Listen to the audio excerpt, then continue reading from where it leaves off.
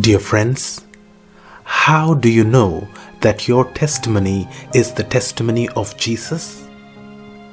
When a man's ways please the Lord, he maketh even his enemies to be at peace with him. Proverbs 16:7. A few years ago, in my previous job, for a couple of years, I had a manager who was a Roman Catholic person. He seemed to like everybody except me. And the reason why he hated me was because of my Sabbath. One day, he approached me and said, "Is it possible that you pray and ask the Lord that if it was possible to work on Sabbath, that is Friday evening after 6 p.m., or if I could ask my pastor to see if there was any possibility to work?" Without being shaken, I told him that it was not possible. After a few weeks, he approached me again and said, "Richard, I can't allow you to take off on Sabbath. You would have to work at least till about 8 p.m. on Friday."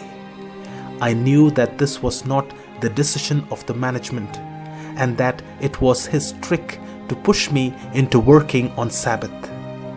When the Friday came, I finished my work, took my bag and left home right before his eyes, and I could see him burning within.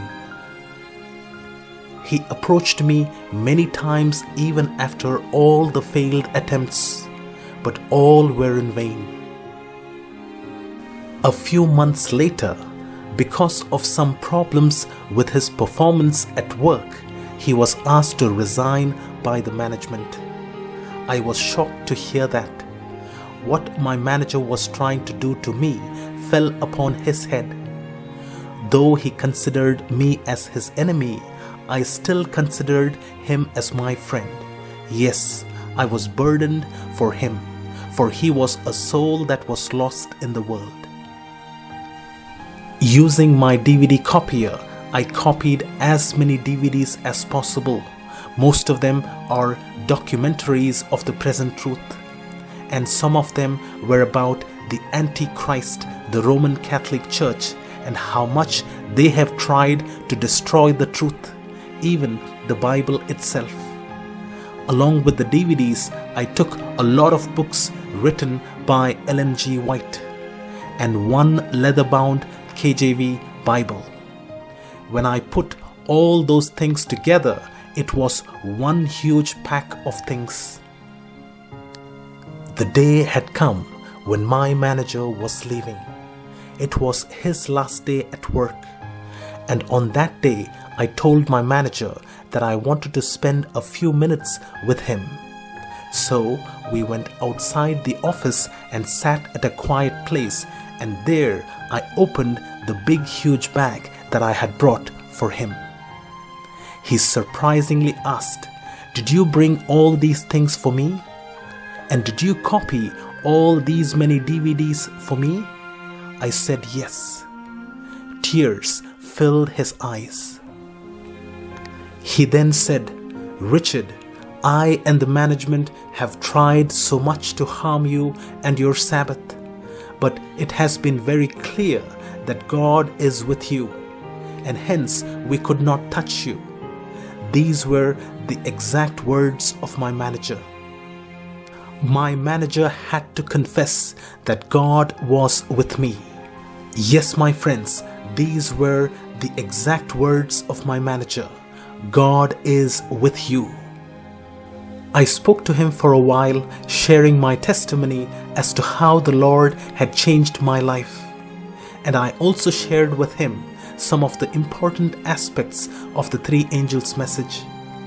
It was one of the best moments of my life. Years have passed. This manager, who was like an enemy, today is a good friend. Dear friends, if a friend loves you, that is not a testimony of Jesus. But when an enemy loves you, you surely have the testimony of Jesus.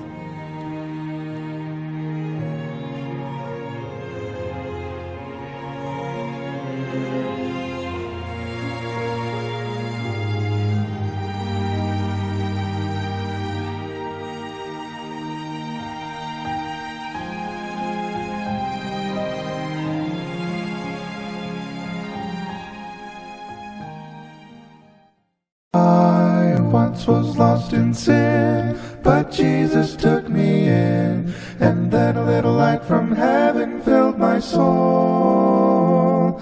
It bathed my heart in love and wrote my name above, and just a little talk with Jesus made me whole. Now let us have a little talk with Jesus. Let us tell him all about our troubles. He will hear our faintest cry. He will answer by and by. When you feel a little prayer wheel turning, then you'll know a little fire is burning. You will find a little talk with Jesus makes it right.